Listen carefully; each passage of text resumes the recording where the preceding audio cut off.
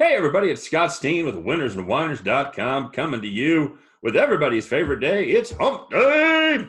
And this is Hump Day in sports betting. No, it's today in sports betting. And as always, I'm only half of the equation, everybody.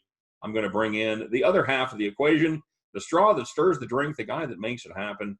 He is the one and only, you know him, you love him. He is Scott Reichel. Scott, happy Wednesday, everybody. How you doing, man? Doing well. Looking forward to breaking down this golf tournament. It's a pretty unique situation as this tournament's going to be for charity. I know that normally you tend to see golfers go to different courses pretty much every week, and you kind of have to adjust. It's an interesting thing in golf where there's going to be at the same venue for back-to-back weeks. So keep that in mind. Next week's tournament is going to be at the same venue as this week's tournament. So maybe you can pick up some trends or something. Yeah, it's like when they ran NASCAR a couple of weeks ago. Back-to-back. When they ran at Pocono, back-to-back the Saturday, Sunday. And, and then they're running the All-Star race at Bristol next week, and then I think they're running a regular event at Bristol. So, yeah, it's kind of a – we draw a lot of similarities between golf and NASCAR, and you wouldn't necessarily think that's the case looking at it from 20,000 feet. But when you get mostly into the individual aspect of it. Yeah, when you get into the intricacies of betting and there's a large number of competitors, and like you said, it's all individuals. So, let's take a look at some golf. And we've got an interesting tournament here. Got a couple of the hottest golfers on the tour that are skipping this. Of course, the hottest golfer on the tour, Bryson DeChambeau, is sitting this one out after winning, 106 tournaments in a row or whatever he's done. No, he's played very well, especially since the COVID break. And Rory is also sitting this one out. Good golfer who's a danger anytime he's on the course. So we've got to jump deep into our bag of tricks here to figure out some winners here at the Workday, the Charity Open there at the Memorial Golf Course in Dublin, Ohio. Of course, this is a Jack Nicklaus course.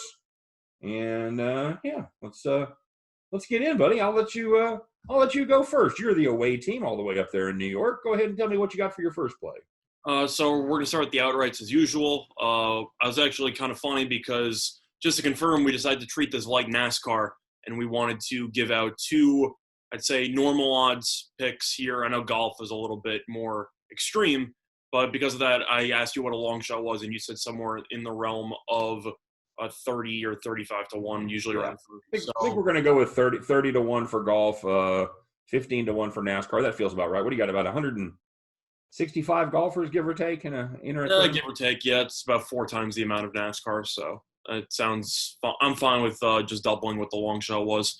Right. To start out with one of the favorites, or one of the, I'd say, shorter odds people that I'm going to be picking, it's going to be Patrick Cantlay. And that's available at 15 to 1 on Fox Bet. If you shop anywhere else, it's usually around 13 to 1 or even 12 to 1, so you're getting a pretty good deal on Fox Bet.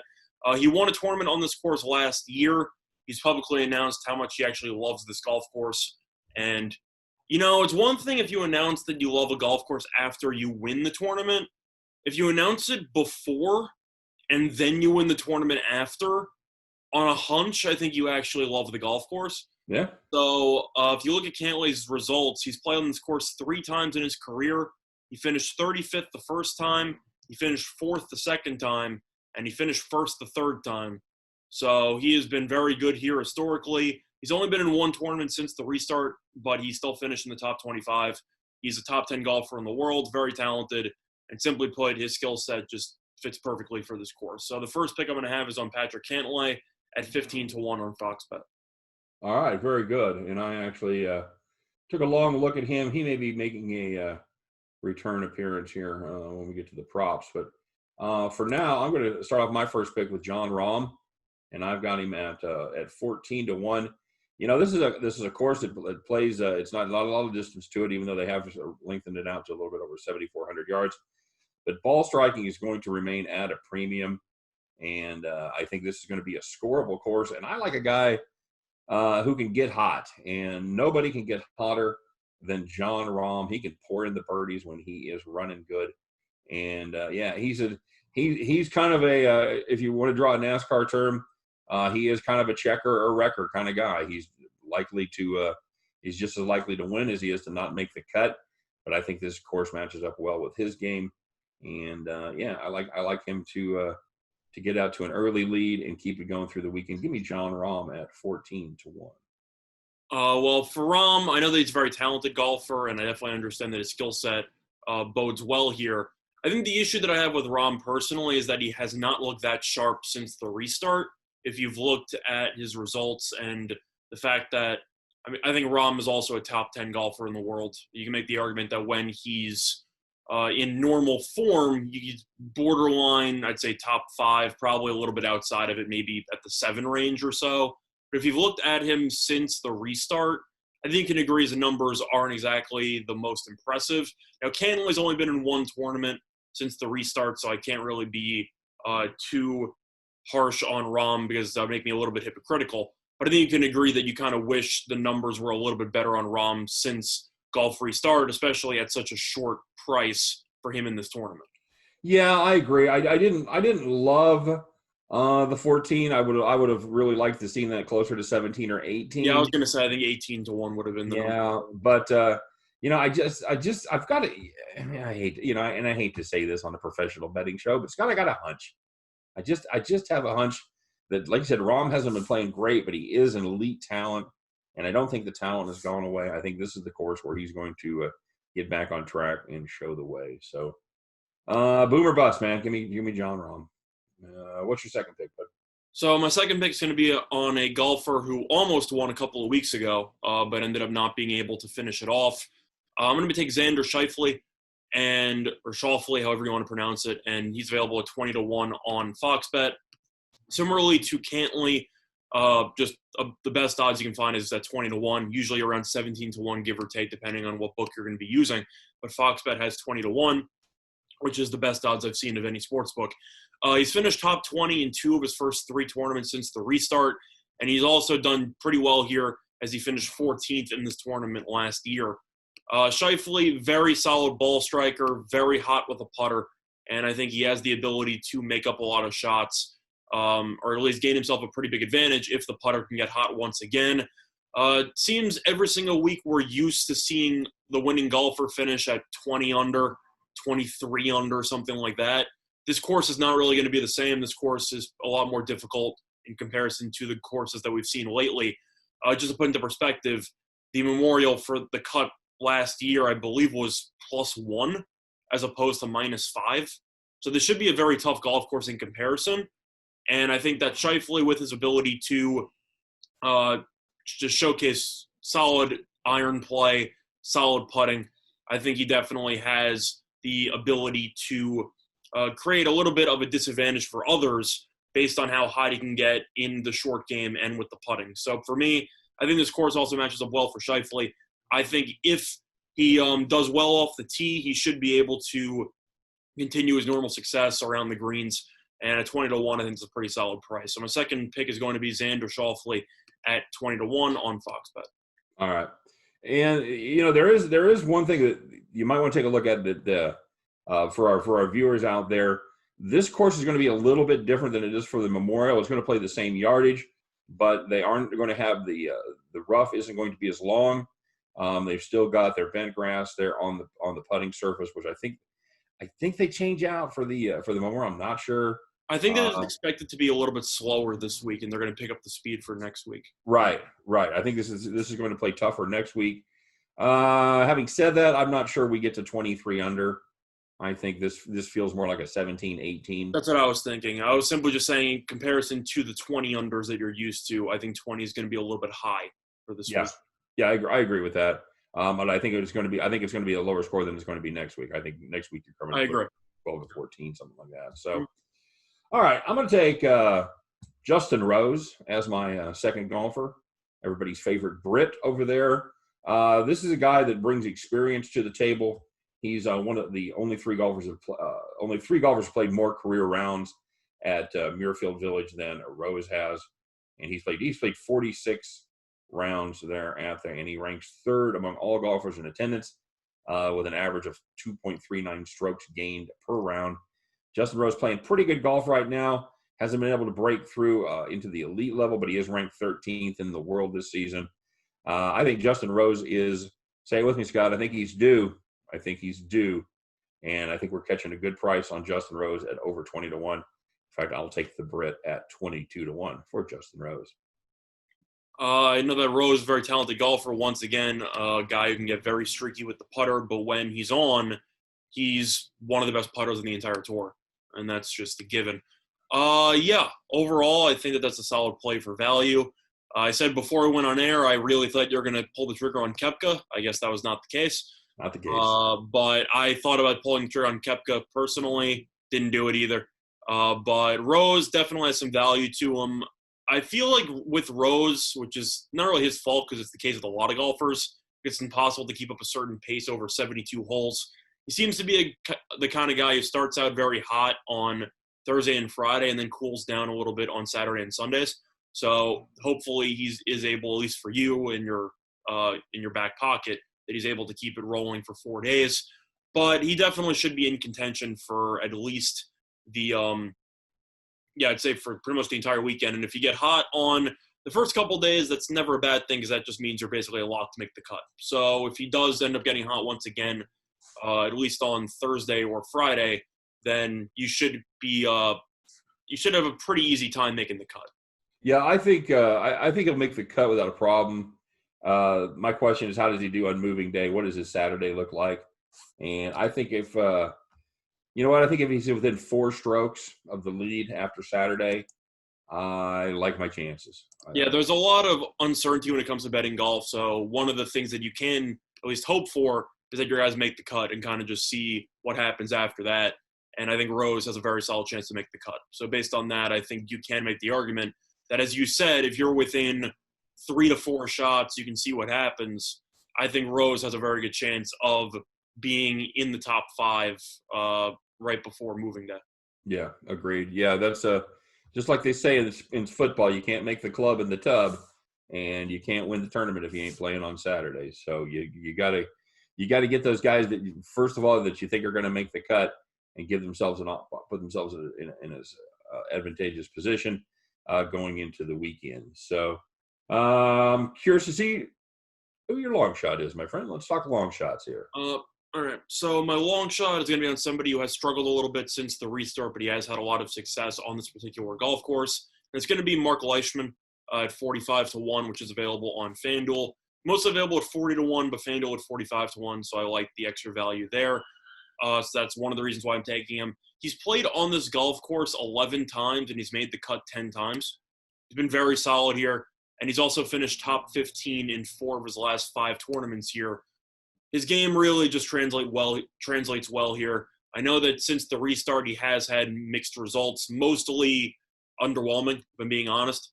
But if you play on a golf course 11 times and you make the cut 10 times and you finish top 15 for your last 5 trips here, I feel like 45 to 1 is a pretty solid deal there.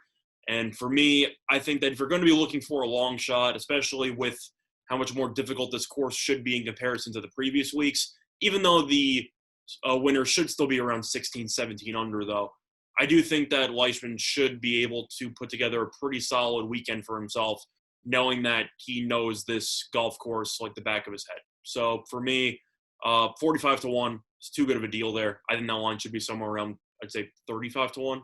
So I'm going to give that out as my long shot. It's good value. Very good. Did you say back of his head? Yeah. No, back of his hand. Yes, I know. I was making sure you're paying attention. I'm here to help, buddy. I'm like, Rrr? Yeah.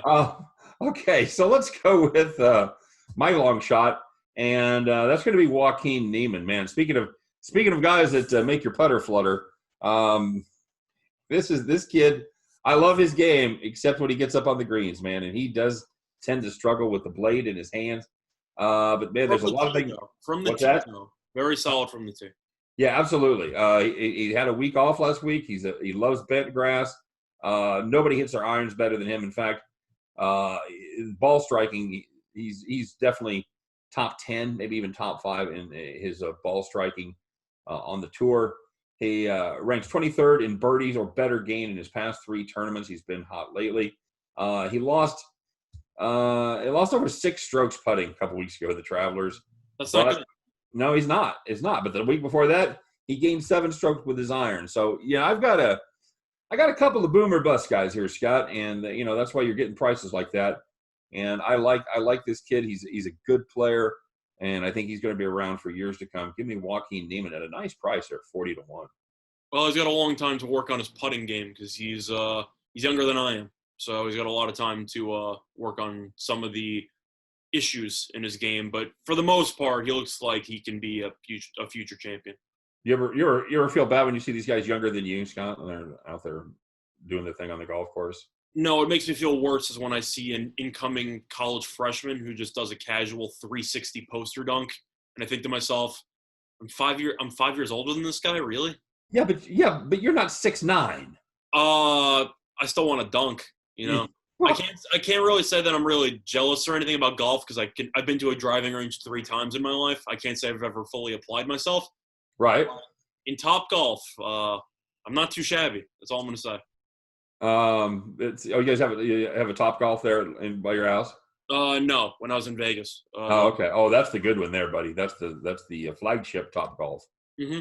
My daughter works at Top Golf. In fact, theoretically still does. Well, of course, they're shut down right now. But. I'm good at mini golf, so I don't know if that translates for my short game in an actual golf course. But yeah, maybe I can teach Neiman some things. And I talked about this. You're roughly the same age as my son. When Jordan Spieth went on his run here a couple of years ago, I texted him like, "What are you doing with your life, boy?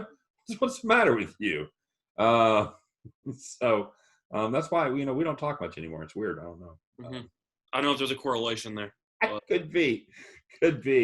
All right. So there's okay. We got some variety, a little spice of life there for everybody. We didn't. We're a lot less likely to have a repeat of what we do in NASCAR, where you and I take the same players, same drivers, same golfers.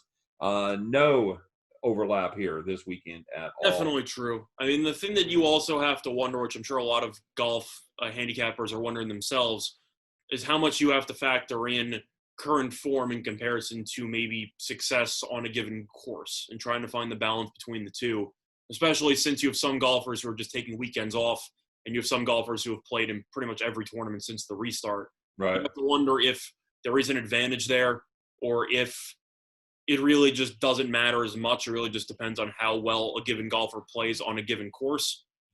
We're going to find out. I feel like people are still trying to find that specific perfect spot or that comfort zone. Of course, DeChambeau not being in the tournament makes it a little bit harder on everybody else because he was a free bet to give out every week to finish top 5.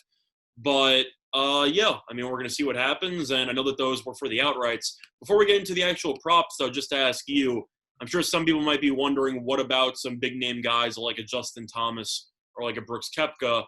And we can talk about why we didn't pull the trigger on any of them. So just to ask you, is there a reason why you didn't pull the trigger on Koepka or Thomas?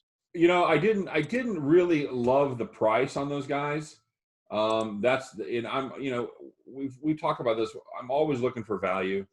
I'm always trying to figure out to match who I think is going to win with who I think is actually going to be the good price. And I was just trying to look. I had it up here. No, I can't find it. I think they pulled them. But I was trying to remember what the odds were here for Koepka and for Thomas. Now I see Thomas roughly around 12 or 13 to 1. Yeah, that sounds about right. And I didn't feel it. Now I will tell you this. I did play Thomas in a prop, and kind of segues into my first prop. It's a 3-way. I do like Thomas's game right now. I've got him on a 3-way prop for opening round with Koepka and Jason Day. Jason Day we talked about last week. You can pretty much, as far as until further notice, you can pretty much toss him out of the mix. All right, so now I'm getting Justin Thomas over Brooks Koepka in a matchup, but plus money at plus 125. So I like that. I think either one of these guys are capable. Koepka hasn't been playing great since he came back. I know he hasn't been playing a lot. And his last tournament though, but had to withdraw from the tournament after because his caddy tested positive for corona. Right. So he's had a couple of weeks off. I'm not sure that helps you after being off as long as he was. So I kind of want to see. I want to see some output from Koepka for one tournament. And, maybe I'm going to be sitting on the sidelines missing out. It certainly happened before. Justin Thomas is the golfer that I like better. I think he's playing consistent golf right now, and it was a hard one to throw him out. I really like John Rahm, as opposed to Justin Thomas, just because of the matchup for the course. But I think in the matchup here between these two other guys, I like Justin Thomas catching plus 125 over Brooks Koepka and Jason Day. Now, is that for the whole tournament or just for round one? Round one. It's just for round one. Okay. So for that, that's actually going to segue me into my first prop. But talking about Thomas, I chose to not include him because the last time I picked him outright was his last tournament, and he missed the cut at the Travelers, even though he was the favorite in the entire tournament. Never really a fun time when you take the favorite and the odds go down because Koepka ends up withdrawing from that tournament, and then Thomas misses the cut by about 4 shots. Right. 4 shots, not exactly ideal. So skip that on him. Koepka I was very tempted by just because I think Koepka's a tremendous talent, and I think that before DeChambeau showed up with his massive drives and stuff like that, I feel like Koepka was kind of going to be known as the guy who can grip it and rip it, but also has a little bit more skill from an iron perspective and from a putting perspective than Bryson. But the reason why I didn't pull the trigger on Koepka is actually the fact that he just hasn't been good on this golf course historically. He hasn't been awful, but I don't believe he has any top 20 finishes, and that's a little bit concerning, especially taking him at such a short price, at roughly 15-1. Right. So for me, I passed on Koepka. But that's actually going to transition me into my first prop here. It's going to be on FoxBet, and FoxBet does a pretty good job with some custom bets or some bet boosts for their golf tournaments. And they have a deal for round one. It's a bogey-free round one, Justin Thomas or Brooks Koepka, and it's plus 650. And that's going to be my first play. I know this golf course is supposed to be a little bit tougher than what you've seen, and bogeys might be a little bit more common than what you're used to. You're giving me 2 of the, I'd say, 3 favorites in this golf tournament, and if neither of them have a bogey in the first round, it's 6.5-1. I'm going to take that to the bank. There's no way I can't play that. I think those odds are too good. You could have both of them shoot. You could have one of them shoot even. As long as they don't bogey a hole, then you're fine. And I think that Thomas and Koepka have the ball striking ability to set themselves up for a pretty solid position to at least par every hole. Now, of course, odds are one of them, if not both of them, are going to have one hole that kind of goes awry, and they might bogey one.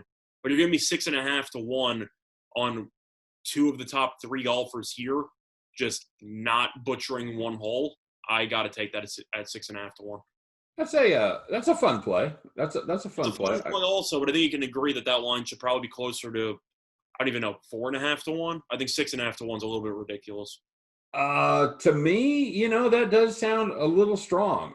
Especially with the rough being a little more friendly this week than it's going to be next week. A little bit shorter. There's a good chance that it does lose because you are playing 18 holes on a pretty difficult golf course. But at the end of the day, those odds just sound a little bit too crazy to me. You're getting 2 golfers. Right. No, I agree. I don't hate it. I don't hate that. I don't hate that at all, Scott. That's where'd you find that? FoxBet? Yeah, FoxBet has some custom tournament bets, and they have a round one bogey free deal. I'll say it again. I need to move to New Jersey, or at least New York, where I can get there in the and make those plays. Now, do you actually go across the bridge or whatever and go into New Jersey and make those plays? Used to before COVID happened. Now you just I kind of rely on somebody who lives in Jersey. I'll just text the person as a runner, and he'll just put the bets in for me. Doing a little proxy service there, huh? You got to make the best of the situation. Yeah, absolutely. All right, for my second prop, I'm going to go back to the Joaquin Niemann one more time. I'm going to take him matching up against Graham McDowell. Of course, we're going to pay a little juice here on Niemann at minus 145, but I think that's a solid play. McDowell hasn't had the best of season. He's ranked 49th on the tour, and I like Niemann a lot on this course, and I'm going to ride him. I think this is a fair price over a golfer that I don't believe is playing anywhere near as well as he is right now. The the best tournament for McDowell was early in the season. He finished 4th in Hawaii. He's really done nothing since the break. Just one top 10 finish this season, so ranked 94th in FedEx, 49th in world rankings. Yeah, I'm gonna take Neiman all day, every day. I'm personally not a big McDowell fan, so I agree with you there. McDowell has the tendency to do well occasionally. You were talking about boomer bust players. McDowell's a boomer bust player times 10. Right.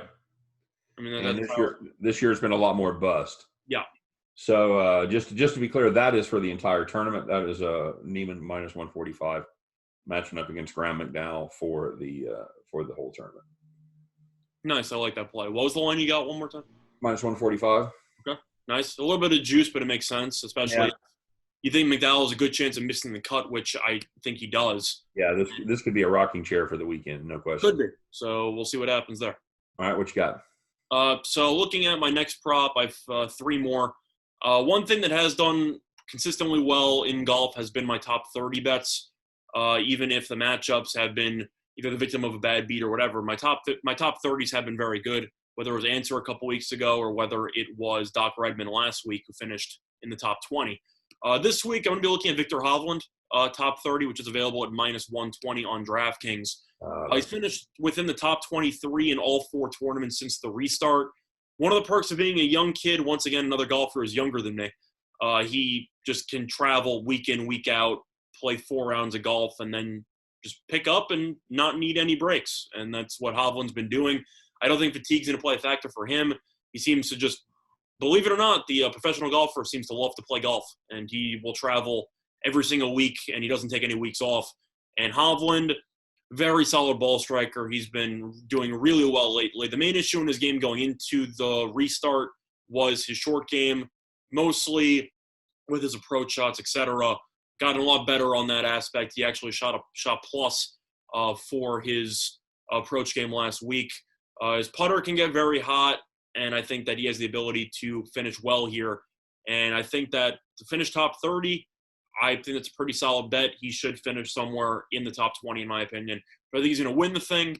No, Hovland seems to be the kind of guy who does well enough to keep himself in the mix, but never well enough to separate himself from the pack. So I don't think he'll win the tournament. But top 30, I think is a pretty solid bet there at minus 120. Okay, very, very fine. I like that one. I think that's a solid play as well. And I'm going to finish up my prop action here. And I told you we'd get back to him, and I'm going to take Patrick Cantlay to finish in the top 20 at minus 150 for a lot of the reasons that you said, Scott. I think this is certainly an opportunity for him to shine here. Absolutely could break through and win it. And I think he's playing good golf at the right time. I think this matches up well for him. Give me Patrick Cantlay minus 150 in the top 20. Okay, nice. I can't say that's a terrible play when I picked that guy to win the tournament. So. Right. I didn't figure I'd get much flack from you there. So, all right. So bring us home with your last couple props. Yeah. So I have 2 more props here. I'm going to be switching it up. I'm not going to be doing any matchup props this week. However, I'm going to be looking at 2 golfers to miss the cut. Usually I'm on the people to make the cut. Last week I had Ricky to miss, and Ricky was very, very close to missing before he had a very solid back 9 on Friday. For this tournament, I'm going to be starting out with a guy who we've already talked about before, who has been a disaster in the tournament, just on tour so far this season. I think you know I'm talking about. It's going to be Jason Day. And Jason Day to miss the cut is plus 138 on DraftKings. Oh. There's no way I can say no to that. I wish I had a friend in Jersey. Just based on how awful he's been playing. To put into perspective, he has played on this golf course 11 times. He's missed the cut 4 times, which I know you're going to say isn't the greatest percentage, but if you miss a cut 4 times on a golf course, that means that if you're not on your A game, you definitely can drop some strokes here or there, and I definitely think he could be in position to make it 5 missed cuts here on Friday. But if you want to actually be specific, Day has been in 4 tournaments since the restart. He's missed 3 of 4 cuts, and he's plus 138. I think you can make the argument that he could be around even money to miss the cut. We talked a little bit about this a couple weeks ago about some of these guys being bet on name only. Yeah. or having their name really, really factor into the price. I think that's exactly what you've got there, because there's so many golfers, there's so many bets. It's hard to have every line sharp. And I think this is a case of you're getting a tremendous overlay there. I think you're getting an overlay of about 30% at plus 138. I love that. I figured that should be around even because realistically, if you are even a mediocre golfer, it's always going to be a minus to make the cut. So if you want to just compare that, you can make the argument they should maybe be minus 125, minus 130 to make the cut, plus 100. I mean, even if that, maybe even a little lower. So you can make an argument maybe minus 110 on both sides, but plus 138, I have to play that. He's just been so bad. Yeah, I mean, and certainly he's a high-quality golfer. He's got a good resume. He's a guy that's a threat to make the cut anytime. Having said that, when you're playing bad, man. And how golf goes. When you're not running well, mistakes tend to compound, man. And that's a golfer that I'm going to have him prove to me that he's back before I stop fading him. So yeah, I love that play. What did you say? Plus 138. Yeah, plus 138 on DraftKings. All day, right there, buddy. All right, bring us home. What you got for your last prop? Yeah, my last play, I'm going to be going to another player to miss the cut. This one might surprise some people because this guy had a really good tournament last week. It's going to be on Matthew Wolff. I like him to miss the cut at plus 125 on DraftKings. Simply put, even though he had a 3-shot lead going into Sunday last week at Rocket Mortgage before blowing that, he's missed 2 of his 4 cuts since the restart. So he has been a very big boom or bust player. Wolff has been the kind of guy who either wins a tournament or is very competitive, or he just completely bombs on Thursday and Friday. And this tournament's significantly harder than Rocket Mortgage, which is just the ultimate birdie fest. So for me, I think that Wolff is getting a little bit too much respect from his performance last week. And I think that if you're missing cuts in half your tournament since the restart and you're still plus 125 to miss the cut, I think that number's a little bit too high there. And that number should be closer to, once again, even money or even like plus 105, plus 110. But Wolff, you've seen his very, very unique golf swing. I'm still a little bit concerned with his consistency, either with his putter or with his irons or his short game. And I think last week he had basically a career week, and I think that he's overpriced as a result. So for that reason, I'm going to take Wolff to miss the cut at plus 125 on DraftKings. All right. I like that. I don't think that's I don't like it as much as I do Jason Day, but I agree. Yeah, he definitely is a boomer bust guy, and he hasn't played great since coming back from the COVID break. So, all right, bud, you want to recap there for all the viewers? Yeah, sure. So my 3 outrights are going to be on Cantlay at 15-1 on Fox Bet, Schauffele at 20-1 on Fox Bet, and Leishman at 45-1 on FanDuel. Those are for the outrights. And my props, bogey-free round 1, Justin Thomas or Brooks Koepka, plus 650 on Fox Bet. Matt Wolff to miss the cut at plus 125 on DraftKings. Hovland to finish top 30 at minus 120 on DraftKings. And Jason Day to miss the cut at plus 138 on DraftKings. All right, very good. And as for me, I've got John Rahm plus 1,400, Justin Rose plus 2,200, Joaquin Niemann, my long shot this week at plus 4,000. And as far as my props go, I've got a 3-way first day matchup prop between Justin Thomas, Brooks Koepka, and Jason Day. I'm taking Justin Thomas to come out victorious in that group at plus 125. I am going back to Joaquin Niemann one more time as he matches up against Graham Mcdowell for the tournament. I like him at minus 145 to beat McDowell. And I will take Patrick Cantlay to finish in the top 20 at minus 150. And are you also going to be adding Day to miss the cut or no? If I can get it, I'm going to have to look around and see if I can get it. I don't know if BetOnline has it, but just a thought. Let me see here. They do have make or miss. Let's see how far down I'm going to have to go here yeah, I don't have it yet. Okay. Oh, well. I'll keep an eye out, but I feel bad. Yeah, I got nope. No. All right, that's fine. I was just curious. Yeah, I've got about 15 golfers there on BetOnline, so I'll keep an eye. I got a couple other places I'll look, but yep, still should be a fun golf tournament. Hopefully, it all works out. Yeah, well, we get to see some of it on TV, of course, and it's all for charity, Scott. So for a good cause. Yeah, I feel like, especially in these times, it's definitely nice to see golf do something to give back to the community a little bit. So it definitely is a nice proactive approach that I do appreciate. And hopefully the tournament turns out to be as entertaining as the last couple of tournaments have been. Yeah, we've had fun, and we've had fun weekends, and coming down to it on Sunday. Um, yeah, I like it. I think it's going to be a good time. We've got the tournament. We've got NASCAR on Sunday. No, we got UFC this week as well, right? It's one of the biggest cards of the year. Oh, that's right. Well, there you go. That's right. It's going to be actual pay-per-view, and we're going to be back talking about that tomorrow. Yep. That's right, tomorrow, and then we will be talking NASCAR on Saturday. Friday, we're still figuring out, but we'll see. Yeah, Friday, I think I'm leaning towards some kind of just an update show where we talk about the status of different leagues, who's opting out, who's opting in. Also, different athletes. There's been a lot of athletes over the last week or so that have gotten sick. Yeah.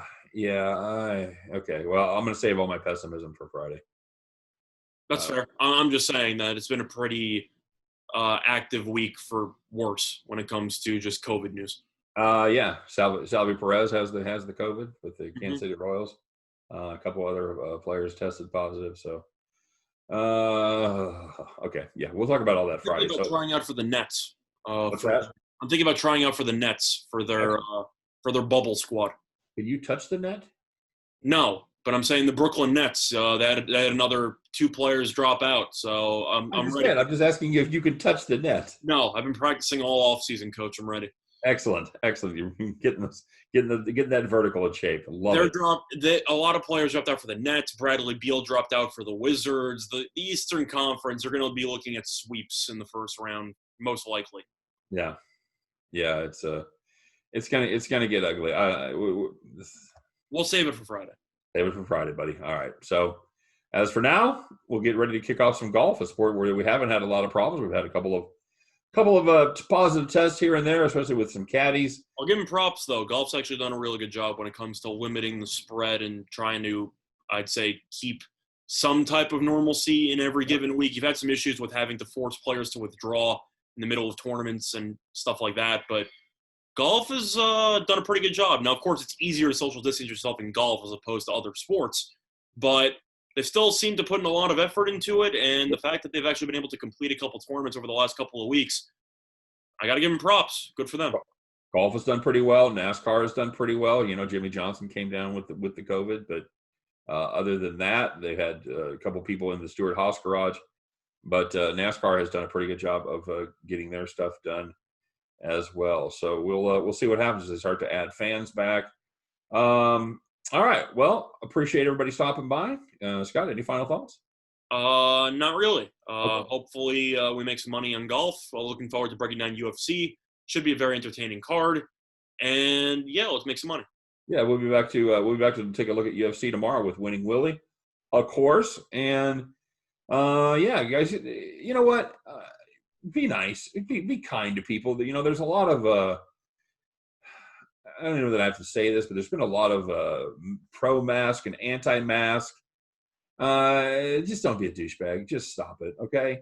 If you don't want to wear a mask, more power to you. That's fine, but don't try to force yourself into some place that has made the decision not to allow people without masks. Don't just go out there to be a douchebag. All right, that's my final thought for the day. I usually try to keep it a little more positive, but be kind to people. Be nice. My God, we're all in this together. Regardless of, I don't even want to start, but just be kind to each other, whatever position you've taken on this whole thing. Try to respect each other. Be nice. Don't be a dick. All right. That's it. Final thought, actually, now that I think about it, switching gears entirely from what you just talked about, I do agree with your point. Does it blow your mind a little bit that the decision was 10 years ago?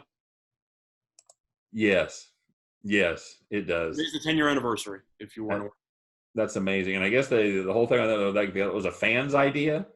Yes, apparently a fan suggested it too. There are actually some debates because Bill Simmons claims on his podcast that he mentioned the idea months prior. So there has been some debate on whether or not it's actually a fan who came up with it. I think it's one of the all-time backfires in terms of just personal Right. media. Of course, for ESPN, it was one of the highest rated things of all time. And I remember gladly not watching it because I figured it reminded me of the Heisman presentation ceremony where it's like 50-something minutes of just fluff and really you're waiting for them to actually announce where he's going.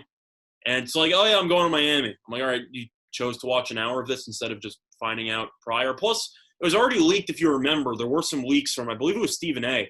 and some other people who claimed that Miami was already a done deal. So some people were already claiming that they already knew where he was going to go and from LeBron's inner circle. And then people were still watching it anyway. And then he ended up going to Miami. So I already thought he was going to go to Miami. I know that I have a fun story with that, how I don't want to take up too much of the time. But I still remember I was at summer camp. And my summer camp in New York, a lot of Knicks fans, needless to say, in the area. And we actually went on a field trip to play some mini golf that day. And I remember that all of the Knicks fans at the camp, which was about 90% of the camp, ended up going on the trip. And they proceeded to absolutely destroy this cafeteria just because LeBron decided to not go to New York. And needless to say, the entire camp was banned from the mini golf place forever. And I'm pretty sure the camp is still banned there. So that was my experience when it came to the decision. As a Nets fan, I did not think there was a chance LeBron was going to go to the Nets, so I didn't really care. And I laughed pretty hard at the Knicks fans, but the head of the camp wasn't too thrilled with pretty much all of the campers the following morning. So that begs the question: at what age did Knicks fans just turn into jagoffs, Scott? 10, 8? I don't know, man. I think that it starts out a little bit earlier just because the frustration builds up, I'd say, in the womb, especially since they haven't, been competitive since Willis Reed. Competitive since when the lockout year in '99. Oh, okay. Well, okay, that's a little more generous than I was going to give them, but they made the NBA Finals in '99. I got to include that. Well, that's 21 years ago. So. Correct. I'm saying since then they've won one playoff series? I don't know. I think they won one playoff series. They beat the Celtics a couple of years ago. But, yeah, not too good. So the Knicks have a lot of pent-up frustration. And for some reason, they thought LeBron would actually go to the Knicks, which I found laughable. So, yeah, that's my experience with the decision. I'm sure it's one of those moments for me where I feel like you just remember where you are. I'm pretty good when it comes to just seeing a sporting event and knowing where I was when I was watching this. The decision is one of those moments where I'm sure a lot of people remember where they were when they heard LeBron announced where he was. I do not. It was not that of an indelible event for me. I don't think that. Yeah, but in your defense, I don't think LeBron was headed to Kansas City or headed to Missouri. No. Correct. No. So I don't think that you have to pay that much attention to it. I didn't. No, I didn't, and I wasn't working in sports for a living. So yeah, it was taking my talents to South Beach. Mm-hmm. There you go. All right, cool story. And anytime you can make fun of Knicks fans and throw it in there, that works out as well. So, well done. Nice 1-2 punch there. A little personal memory and a little slap at Knicks fans. I know you got to love that. So can't go wrong. I mean, usually they're doing it to themselves, but every now and then you got to hit them with a story. Yeah, well, they're right on the verge of turning it around too. Sorry, I can't. They just have to win about 3 or 4 draft lotteries. They might be able to get it done with 3 if they could draft correctly and keep some of their talent. But that's a topic for another day, my friend. I'm sure we will talk about those Knicks here coming up in the pretty near future. But for now, we're talking golf and wishing everybody the best of luck. Thanks, Scott, for joining me, of course. As always, I couldn't do it without you, my friend. It's always nice to be here, and looking forward to a quality golf tournament starting tomorrow. Excellent. And, of course, thanks to all of you for joining us. You guys are the real MVPs in this whole situation, so thanks for stopping by. Let us know who you're playing. Drop us a comment if you would. Of course, don't forget to check out winnersandwhiners.com and our sister site over there at statsalt.com. Great picks on all the sports that are currently going on.